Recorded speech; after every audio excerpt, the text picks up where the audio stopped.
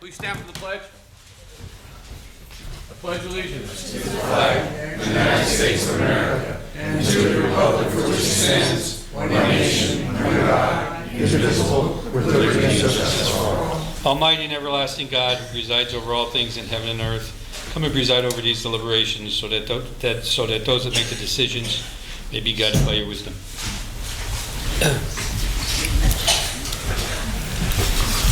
Roll call, Mr. Ryan, please. Mr. Brooks. Here. Ms. Gilbert. Present. Mr. Merritt. Here. Mr. Barrett. Here. And Mr. Velasco. Here. Also in attendance tonight is Administrator Rick Kaczynski, Deputy Administrator and City Attorney Tim Henry,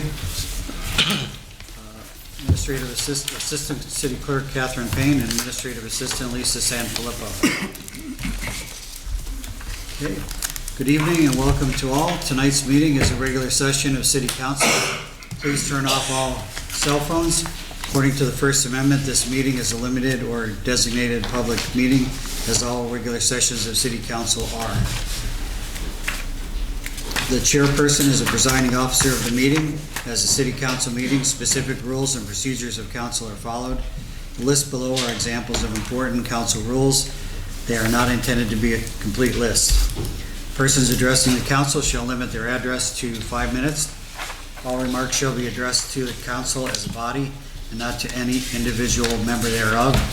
No persons are allowed to address the council from beyond the rail, except the speaker at the dais who has the floor. Chairperson shall preserve order and decorum, prevent attacks on personalities or the impugning of members' motives. Chairman shall determine all points of order. No person except city officers or the representatives shall be permitted within the rail in front of the council during the meeting without the express permission of the council. Finally, in order to be heard by all here in attendance, as well as to be picked up by the microphones and recorders when members of administration are speaking, please stand up and speak into a microphone, and council will do the same. Does anyone from the public wish to speak on pending legislation before City Council tonight? Sam.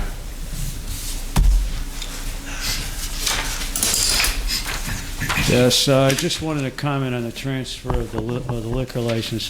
First, just one or two questions on the minutes of the sanitary authority that are being agreed upon, that are being accepted by council tonight. Would that be viewed in your office, right, Mr. Ryan? If I wanted to see them? Sure. Okay.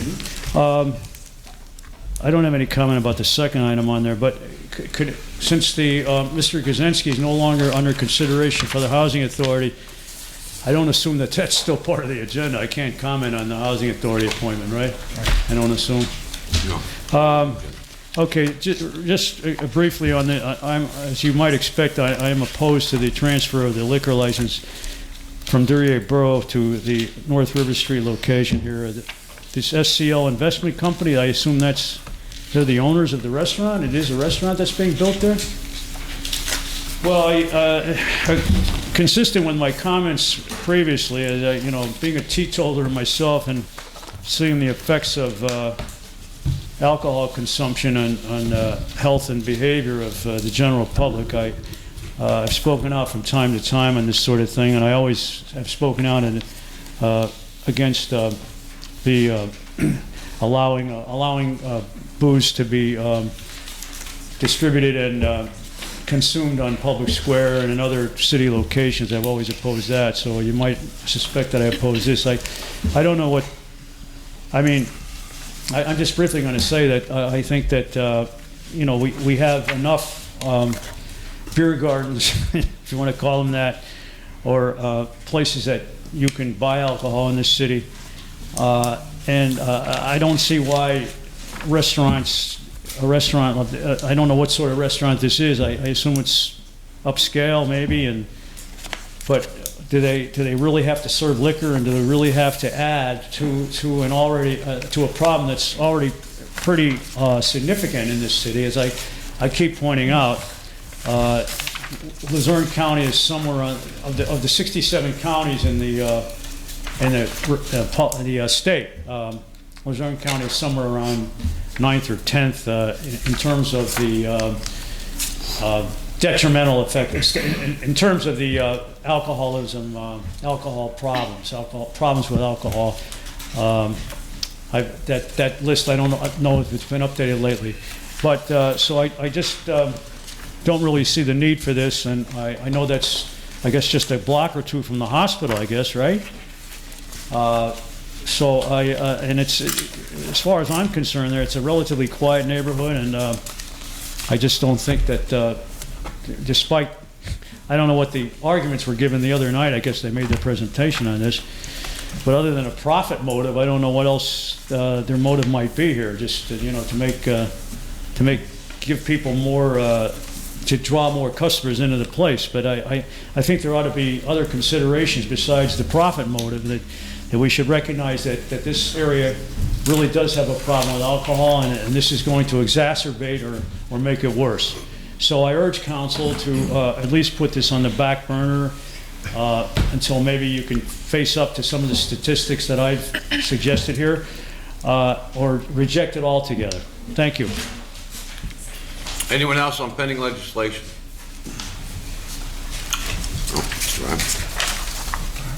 Okay. We'll go through the consent agenda first. It's the only formal action taken by council tonight. Consent agenda, motion, second, and vote. Mike Merritt, motion. Okay. I'll second. Mike Belusko, second. Mr. Brooks. Yes. Ms. Gilbert. Yes. Mr. Merritt. Yes. Mr. Barrett. Yes. And Mr. Belusko. Yes. Motion passes unanimously. And that's it for the formal voting. Council presentation. Mr. Brooks. Yes, I apologize that I was under the weather on Tuesday, but I wanted to share some of my thoughts about the Tree Shade Commission. And I promised Sam. I promised Sam he asked me to go to 44th and get the Tree Shade Commission's ordinance from 44th, so our city attorney can have it as well. Some of the initial conversations about a Tree Shade Commission in general have come out of the Diamond City Partnership. In their strategic plan, they had two spots mentioned about beautification and replacing trees that are certainly disappearing a lot in the downtown. Three good areas of tree maintenance that I see in the city is the River Common is doing very well. The trees that were put around Northampton and Maine, around the movie theater and the new apartments, they're 13 years old, and they are looking exceptionally well. And it takes about 10, 13, 15 years before a tree really gets up to a nice mature size that starts to provide shade. And the three trees that are in front of the Frederick Statemeyer mansion that Joe Mateo put in, also about 13, 14 years ago, are proper urban type of trees that do not raise your sidewalk, and they are providing nice shade. They're very mature trees. I think what happens is after the Agnes flood, we put the wrong kind of trees in, and that has led to many sidewalks being pushed up. And a lot of those elm trees were diseased that have come down around Northampton Street. And one thing that scared me was the trees that the First Presbyterian Church removed. They were diseased elm trees. I think there were 4 of them. They didn't cover it in the sidewalks. So now obviously they're not replacing those trees. So this tree shade commission would work with them to make sure they are replaced. Where I see this commission being good is to, and we talked about this, Sam, in our meetings, the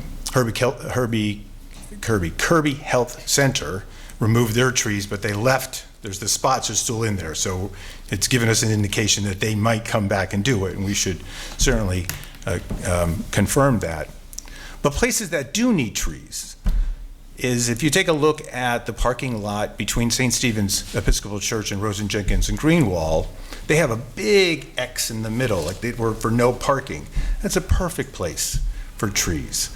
I think Wilkes University could have done even a better job with their new parking lots by putting trees in the middle of their parking area, because we all know in the middle of the summer, when you get into a car, how violently hot it can be inside of a car.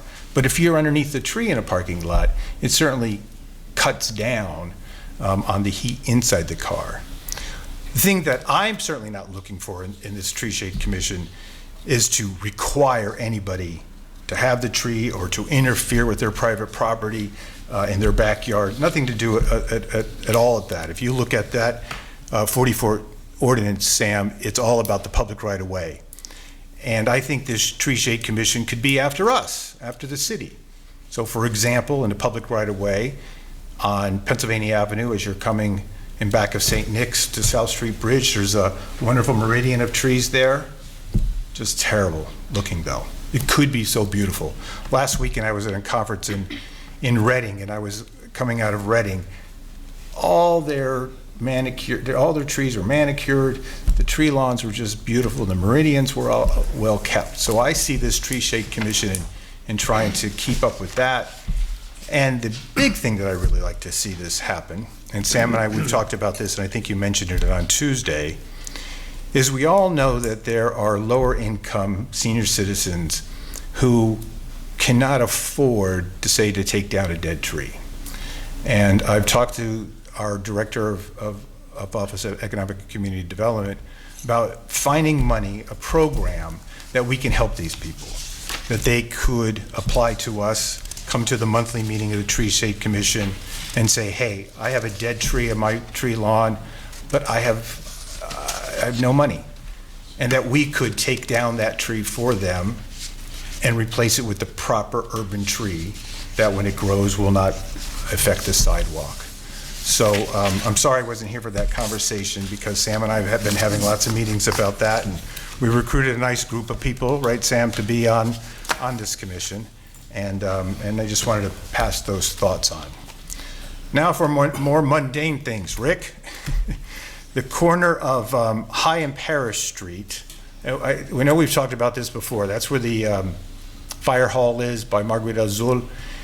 And the stop sign is so far back, again, to put on the agenda about painting a white line that people can come up to.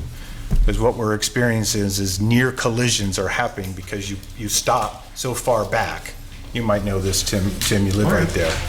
And then people sneak out and the car is coming through. And so if there perhaps is painted on the sidewalk, not the sidewalk, on the street, stop, and then one of those lines.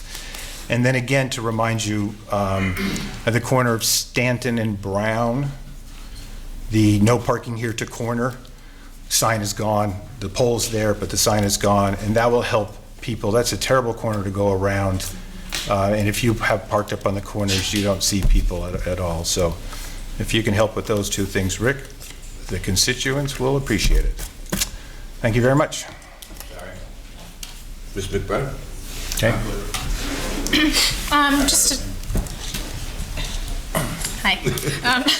Just a couple things. 122 South Sherman Street applied for a parking permit like months and months ago, and they got approved, but no one ever came out. Like, they never got their permit or anything. So, also Rose Lane paving needs to be done there. It's really ripped up. And if you could just reiterate to parking enforcement about after school hours around Heights Murray Elementary and GR High School about cars being parked illegally. If they can get up there, like when school's letting out. Leah High. Yes. And that's it. Thank you. Thank you. Mr. Merritt, anything today? No, Mike, I'm working on a list for Butchie. I'll have it to him tomorrow morning. Nothing to add this evening. Councilman Barrett? No, nothing since Tuesday. It hasn't been handled by email. Thank you. Look, I just got one thing. Pothole. Amherst, near Locust. Pretty good size one. They're waiting for more patch. Oh, yeah? Yeah, I think they're out, but they're hoping the state comes in and help with some patch. Are they putting that automatic, are they using an automatic machine or are they using the actual? Yeah, they're just out of everything, so they're waiting. But their machine was being used, and I don't know where it is now. Okay, thanks. Okay. Public discussion. Ron Felton. Good evening, Council. I'm coming here tonight in response to an article that I seen in the papers about a month and a half ago about some Wilkes-Barre officials calling for a gun ban in municipal buildings. I don't think calling for a gun ban in municipal buildings is an unreasonable request, and I applaud members of City Council for having the courage to do so. This is a reasonable step to curb gun violence in a civil society. Since I relocated to Pennsylvania, I've become acquainted with the Second Amendment regarding the right to bear arms. Since relocating from New Jersey and living here for over 30 years, I understand and respect the gun culture, that it's a way of life for many Pennsylvanians. It was here that I realized that they gave kids a day off from school at the beginning of hunting season. That is a way of life for many Pennsylvanians, and I came to respect that. However, my experience with guns was different. I grew up fearing guns, for I heard of so many accidental shootings. My first encounter with a gun was in grammar school. While on a bathroom break with many other boys, one of my classmates brought a gun to school. When he pulled it out to show us, I sought refuge behind the last stall in the bathroom and was later interviewed by the police about the incident. My second encounter with a gun was in the Boy Scouts, learning target shooting on the rifle range. My third encounter with a gun was in high school.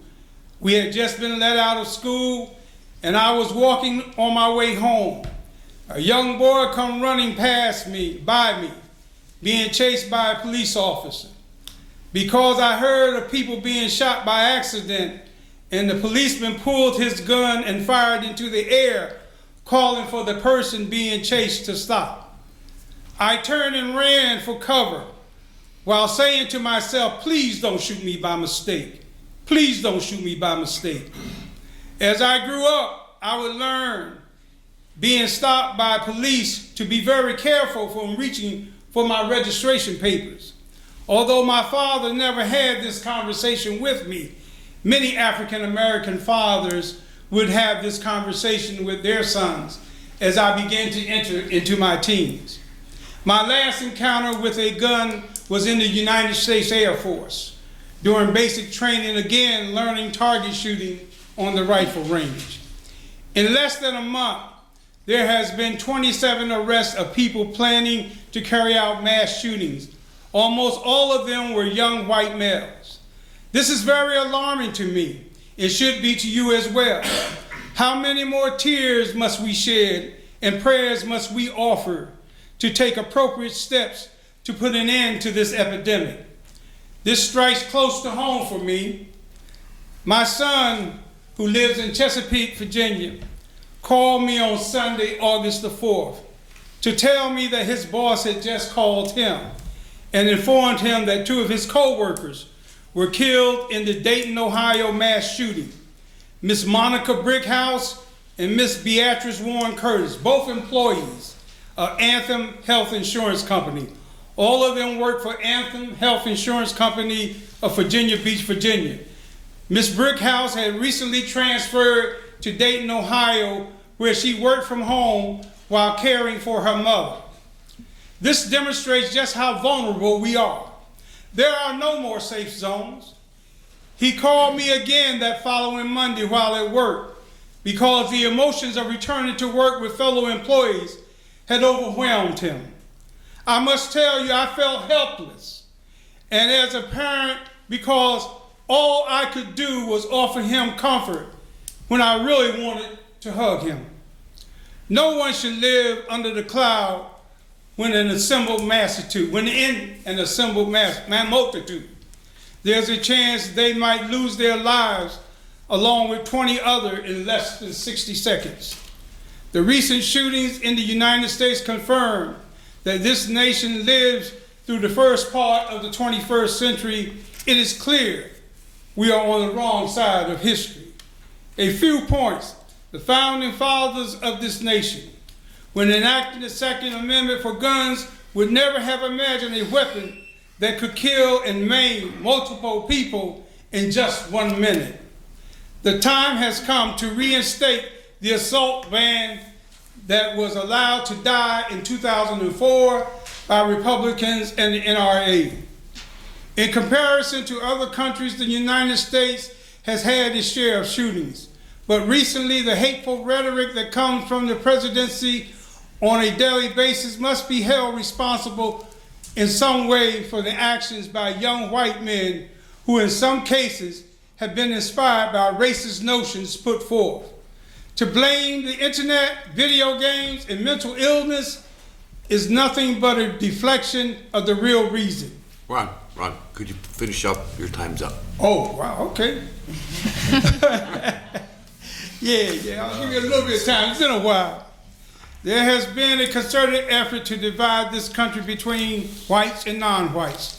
People are now emboldened to make excuses for bad behavior, as well as outright racism disguised as conservative, love of country, and family values.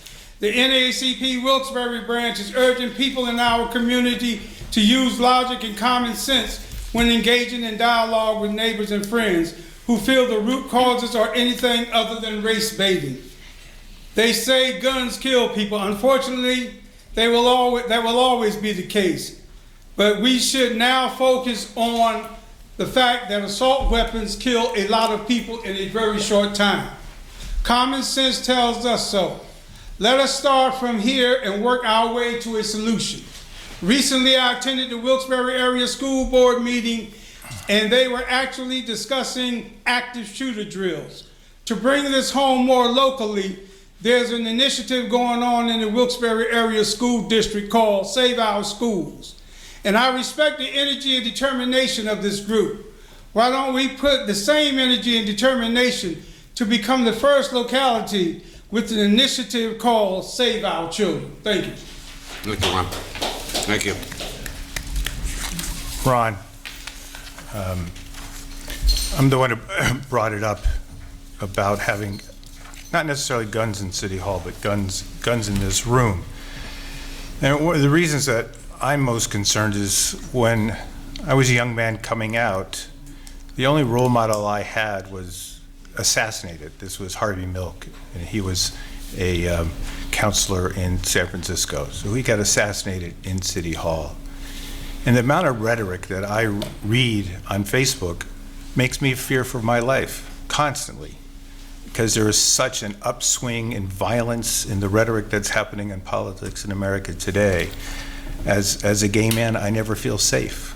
So I'm always grateful that you are here, but I'd be even more grateful if there was not a gun in this room other than his. So thank you for your comments, Ron. If I may, I don't have the status on the bill that is out there now, allowing control of guns in municipal buildings to be at the local level. It's not right now, it's controlled by the state. The state says we cannot prohibit anybody from bringing a weapon into this room. However, I can't go to the arena, or I can't go into a courthouse or any place else with a gun, and I believe that that decision should be left at the local level. It doesn't mean that we have to do that, But I think that, for the most part, we would feel much better if we did have control of that situation here, especially as Mr. Brooks alluded to in this particular room right here. We certainly respect the Second Amendment, I'm sure we all do, but there, as you alluded to in your letter here, there comes a time and place where we have to face reality and do what's right for the safety of everyone here in this room. So I thank you for taking the time to come to speak about this and your experiences. And if you wish, or maybe you may want to do this, I would forward this letter along with the resolution that we already forwarded in support of that bill to our legislators, if that's okay with you. It'll be fine. Okay, thank you, sir. Thank you very much. Thank you. Thank you. John Marconi? Good evening, John Marconi, Wilkes-Barre. I just have a couple questions on the dog park on Washington Street in the Parsons section. I think a few months ago there was some conversation about it possibly becoming a miniature golf course there, if I'm recalling correctly. I was just wondering if there's any information or movement on that. And also, there's two sections of this park. There's a larger section and then a smaller section as well. The larger section, the city's doing a great job with keeping the grass cut, and we certainly appreciate all that. The smaller section, it needs a little more attention. I was hoping maybe we can get someone up there to just take a look at that smaller area and have it cut. So again, I was just wondering if there's any information on miniature golf, if that's still going forward, or if that's kind of forgotten about, or if it's in the works, or if it's ending. John, I heard it was originally going to be driving range and possibly miniature golf. Yes. Is there any more talk of that, Rick, or you don't know?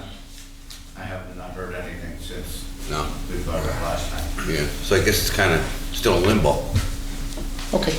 And again, if we can just take a look at that smaller section, I marked it. I'd appreciate it. Thanks so much. Thank you. John Sahoski.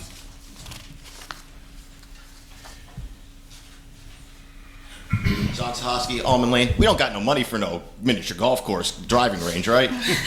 I just wanted to make sure, because there's a lot better things you could be spending money on than that. Wilkes, I see that King's got a grant from the city, or I guess the city had some involvement with the grant for the environmental grant. Could somebody just explain the process? I didn't see that go before city council. I just seen it in the paper, so I seen the mayor's name associated with that. Because those grants, like, we help them so much, and I've been saying this for a while now. We help them get $400,000 to fix their building. They took it off the tax rolls, and they give us $100,000 a year in voluntary payments. I just don't think that we should keep facilitating these grants for them if they're only going to give us $100,000 a year. Like, I don't know when it's time to renegotiate this, but it seems the current mayor is not going to do it. I don't know about the next mayor, but council, three of you could stand up together and just stop this right now and tell them that we're not going to approve any more of your grants until that payment goes up, because it's just, they're giving us chump change, and I don't know. I just want to Google something, and if you guys could hear it. King's College Endowment. King's College Endowment. Google says $148 million. If they have some kind of value of anything around that, why are we still facilitating them while they're giving us $100,000 a year? I'd imagine they have some kind of money somewhere where they could up that payment. You guys have to show a little backbone if the mayor's office isn't, and when those grants do come up, not this, I don't think this was one of them, but when those grants do come up, vote no. Beth has been good, and nobody else has really had a backbone to stand up to the schools, in my opinion at least. But I really think that you guys can't keep voting yes, yes, yes when this comes in front of you. You got to stop the grants for them just until they want to help the city out a little bit more, because with them only giving us $100,000 a year, if they gave us $400,000 or $500,000 a year, you'd be able to hire a little bit more people. Obviously, we need more police officers. DPW, they should be helping to hire, people for us instead of like Wilkes building up their own police force, because you know, they want to pay their own cops instead of helping the city pay our cops.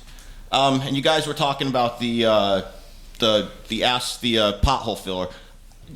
My opinion, I ride my bike, so I see sometimes when you patch them fresh, that's junk. That thing, you guys really need to invest in something else, a better pothole machine. I looked at one that was just a little bit of internet research on it, a Python 5000, something where it's just one person using it and it flattens it and does everything instead of having 2 or 3 people out there with that spray thing. And it's just, I don't think that thing's accurate. You know, you need, you know, better technology instead of something that's hooked up on the back of the truck and just spray some asphalt. That's all I have. Anyone? Anyone? In terms of the pilot program, that can be negotiated at any time. That's not, like, the mayor could in theory do it every year if he wanted to.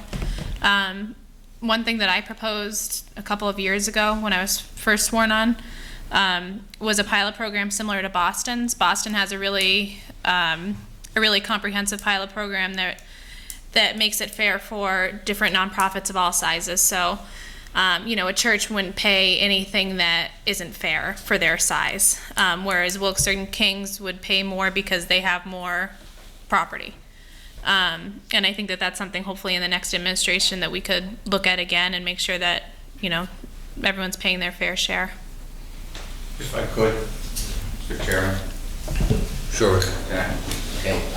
As far as the pilot program goes, I will tell you this.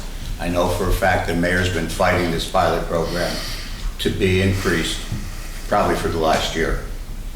This year, they did increase it.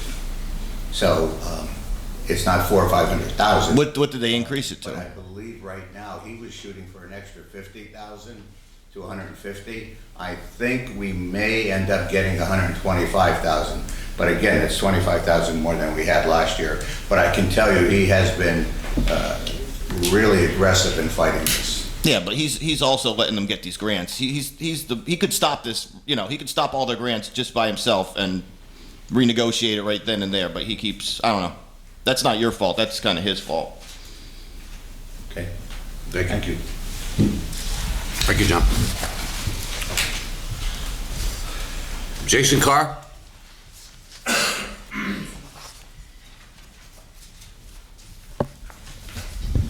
Jason Carr, Saylorsburg, Pennsylvania.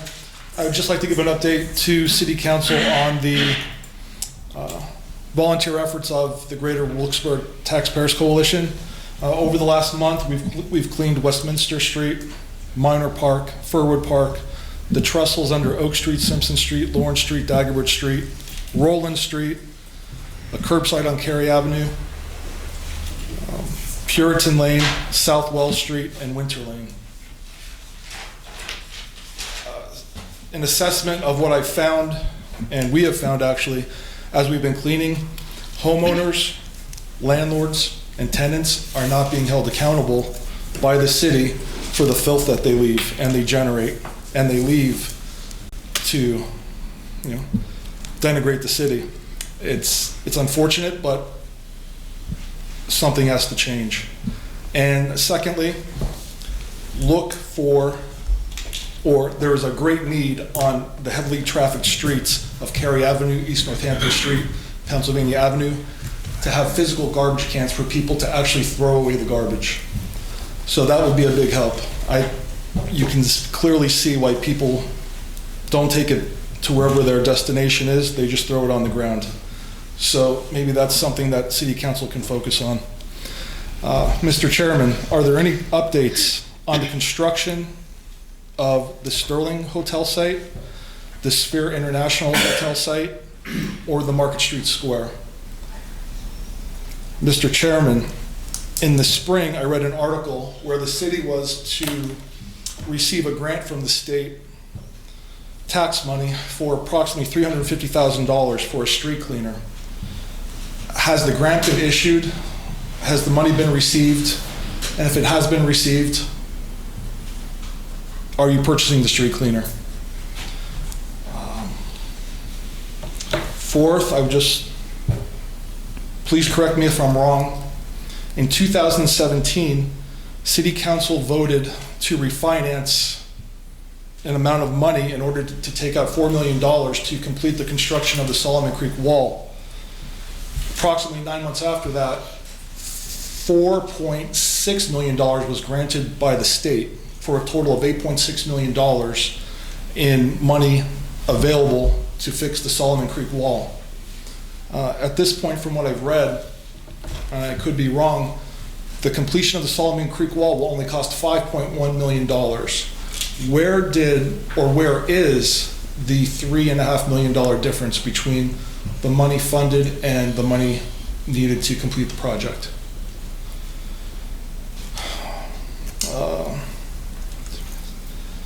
Mr. Chairman, I propose in the spring that we conduct a citywide cleanup where you charge residents a sum of money to clean their properties, to put on the curbside to be collected. As well, I propose and ask for support that any senior citizen not be charged for that service. They've sacrificed enough, over the last probably 20 years of the decline of Wilkes-Barre. That's the least I think you can do for the city. Lastly, I'd like to let Councilman Brooks know that I am a straight male and I too am afraid of being shot in the city of Wilkes-Barre. Thank you. Jason, I believe as far as the hotel on Northampton and Maine, that is moving forward. Rick? Yeah. I had the opportunity this past week to see the plans. Demolition will be completed before Christmas. The permits are right now in the process of being issued. Demolition will be started. So before Christmas, that'll all be done. They're looking for a 2020 opening day. So we're very much going forward with that one. I haven't heard much on the Sterling, although I mentioned most of the time that it's going to take anywhere between 16 and 18 months to be started, and I don't know what that date would be. Okay. Thank you. I just want to thank you also for your cleanup efforts and helping to clean parts of my district. It's appreciated. In terms of the garbage cans, I did ask about garbage cans along East Northampton Street probably a year or two ago at this point, and the concern was that residents would use it to dump their household trash in it, but they make garbage cans that have small enough openings so that that wouldn't happen, but that was the excuse for that not being done. So I'm hoping, again, with the next administration that will actually come to fruition, because if people have nowhere to throw their garbage, they throw it on the street. I mean, that's just, people don't, common sense would say to hold it until you get somewhere, but people don't do that. So I'm hoping that we get some leeway next year with that. Thank you. Jason, and thank you for cleaning up. That did look good. It does look good. I looked at a couple of those things that you had told me that you were doing. An excellent job. Thank you. Sam Troy? Sam Troy, Joseph Lane. I just wanted to clarify, the other night I had the privilege of addressing council on the giving an overview of the tree commission, what its purposes were and so forth, or are. I just wanted to rectify something that was in one of the local papers, the Citizen's Voice indicated, just to clear up any confusion. Assuming we get this ordinances on the books eventually, the tree commission will not have the authority to plant trees on any property other than property that belongs to the city. It will not, of course, apply to private property. We can't. We'll have to discuss what direction we're going in terms of helping people cut down diseased trees and that sort of thing. But for right now, it would help, as I mentioned the other night, if people could come up with, you 5 people, if you could come up with any funding, would be great. Of course, I've been trying this myself, but if you guys can pitch in to find something, I don't know if community development is a potential source, but even just $1,000 or $2,000, whatever, to buy a few trees and to plant them as an initial stage of getting this thing off the ground, and to find out, of course, if you could prioritize in your own districts where trees could be planted, where trees need to be planted, that would certainly be helpful too, as indicated the other night. I don't suppose anybody's come up with anything since then, in the 48 hours since. But to move on to some other topics, since my time is limited, I just wanted to discuss briefly the work session in general, the whole purpose of those. I think it's about time that this body recognizes it is time to consider the right of public to comment at work sessions. Now, I don't think that's ever been done. I'm going back to when I started getting active in city affairs, and I suppose you people will probably agree amongst yourselves that it's not necessary or it shouldn't be done because there's no vote at the work session. That may be true, but when people give presentations, when groups give presentations, especially private concerns, especially companies, I think it behooves us, I think it's only fair for the public to be allowed to comment, at least on the presentation being made. I'm not saying general comments like we give here, but when a body gives a presentation for like 20 minutes or 30 minutes, let's say when Sphere International was here, I'm sure they gave a big pitch for their group. How many people would actually have the opportunity to comment at that work session? Nobody. But okay, you say, well, okay, the regular session Thursday night, but you only have 5 minutes and you have a whole agenda of stuff, and people divide their attention between things on the agenda. I don't think that's equitable, and I think it's about time council consider allowing public opinion at work session, even if it's just 2 minutes. I would like to just comment further on Sphere International's property over there in Northampton and Maine. As I understand it, I broached this subject with Mr. Henry, didn't get too many answers there. I know he was occupied by a few other things, and I think I broached it with Mr. Kaczynski, or tried to. Payment and taxes, they received an allowance, they received a reduction in their taxes from the county, the Board of Assessments. It was significant. But as far as I know, and I was talking to the solicitor for the school board, and he said that this entity, Sphere International, should have been paying taxes on that property all along, even though they just applied. I don't know when they actually applied for the tax relief for the county. I don't know if they've ever applied for tax relief from the city. That would be a separate thing since the city has its own assessment, correct? So does anybody know, or can anybody find out? I mean, if I was behind on my taxes on my property, I'd have 2 liens against my property already. But I think somebody at least should look into the fact whether or not they have, and you're talking, maybe what, several $1,000s here, maybe 100,000 or more over the past, they've had this property since 2015. I think it's incumbent upon council to, unless somebody can provide me an answer here tonight, have they been paying taxes the last few years on this property on the land itself, not the improvements, because there have been no improvements, I know that. But do you know, Mr. Kaczynski, have they been paying taxes? You don't know, right? I don't know. Mr. Henry doesn't know either? Well, what I do know, Sam, is that they haven't been paying taxes for 2 years, then the property would be put up for sale by the county tax claim bureau. I haven't seen that property be put up for sale, so I would assume that they're at least compliant with that 2-year rule. They comply with the county's demands, but not. Well, no, the city turns over to the the county city turns. any property owner that hasn't paid their taxes in January of the following year. So in January, they'll send the names of every property in the city that didn't pay their 19 taxes. And if that happens for 2 straight years, it's put up for sale. Okay, so as far as you're concerned, they probably have paid something then. I've never seen the property listed for sale So at a tax sale. So you assume, I would have to, because if it was otherwise, it would be put up for a tax sale. but we can't confirm it until we look it up, I guess. I mean, somewhere. Anybody can look it up on Northeast Revenue's website. They oversee the county tax claim bureau. All right, do I have any time left there, Mr. Ryan? No. Oh, my God, it's thumbs down? Thanks, Sam. Philip, Alina?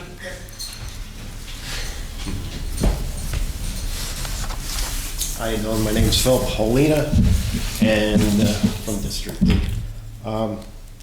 Actually, I was here for the shade tree statute that I thought you were going to take up, and evidently that's not the case. Everything Mr. Brooks said I agreed with 100%. Doesn't need to be in the private sector. That's why I was here, because I was totally peed off. I have 4 trees, and it's like, seriously, I just trimmed them today before I came here so that I wouldn't have to pay a permit to do it next week or something stupid, okay? But I do applaud the gentleman for bringing that up about the trees, because the city does need more trees, okay? Just not in the private sector, for God's sake. You'd be punishing me for having 4 trees, and I'm doing something for the environment, and my neighbors, they're asphalt city.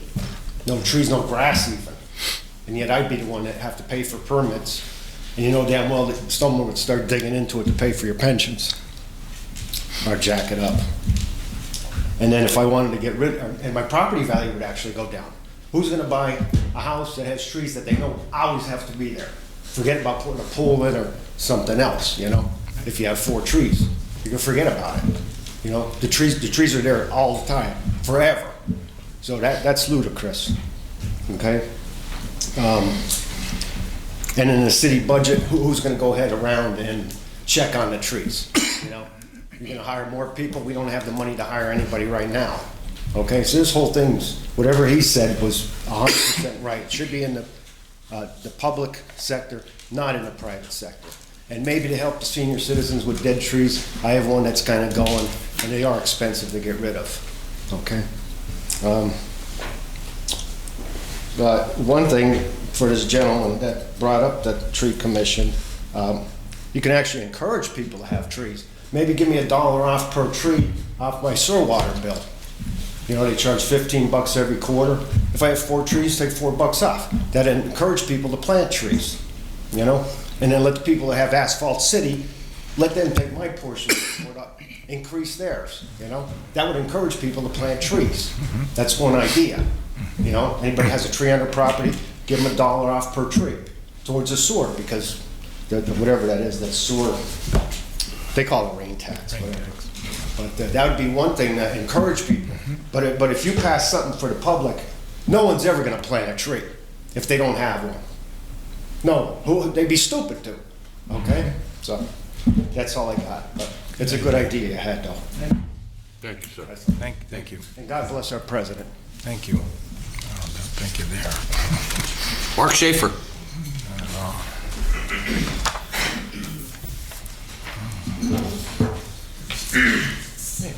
I just wanted to talk about the pensions real quick with the recent report from the CV about how we're getting dangerously close to 50% funded. With it being so prominently in the news, I just wanted to follow up on city council members who take pensions. I know some of you already have declined the pensions, and I was wondering, you guys can answer my questions when I'm done. I'll have a few coming.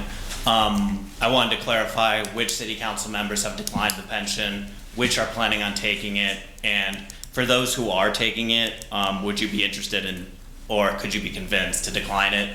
And if you are taking it, why?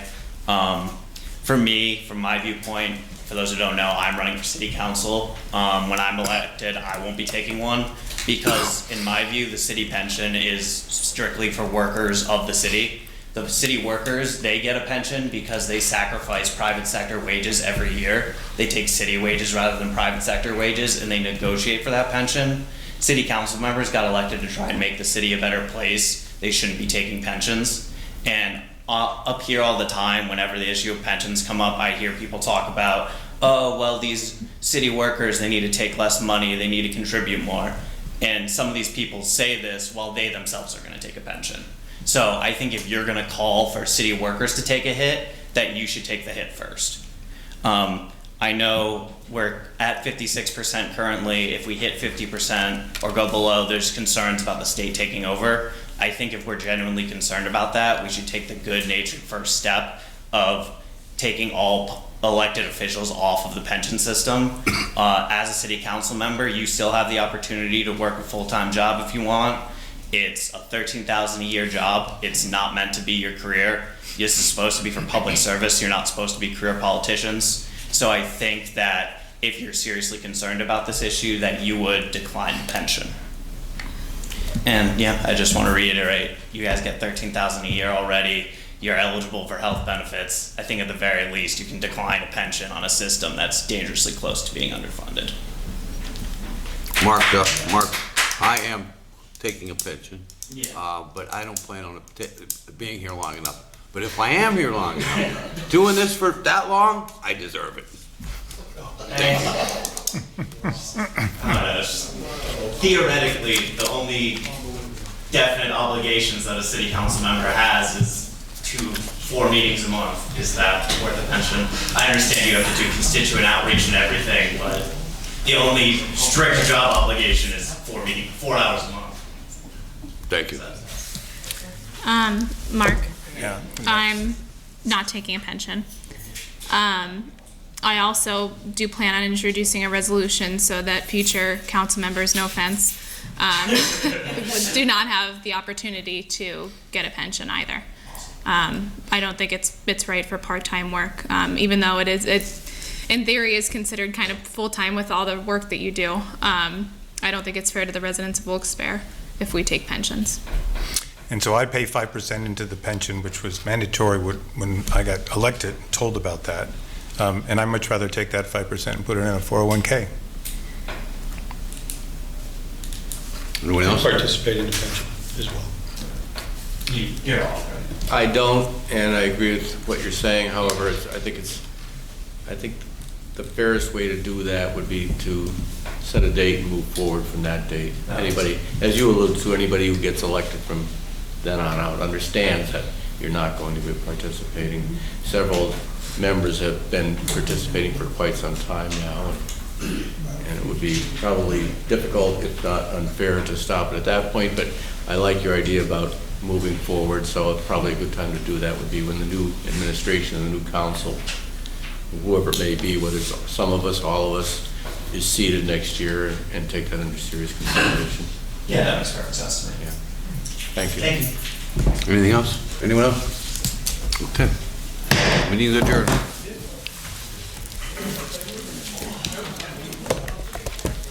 Did you get all your money back? For the pension?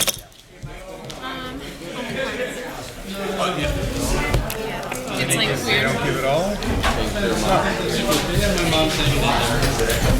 When I was, well, I'm sure you saw what you said.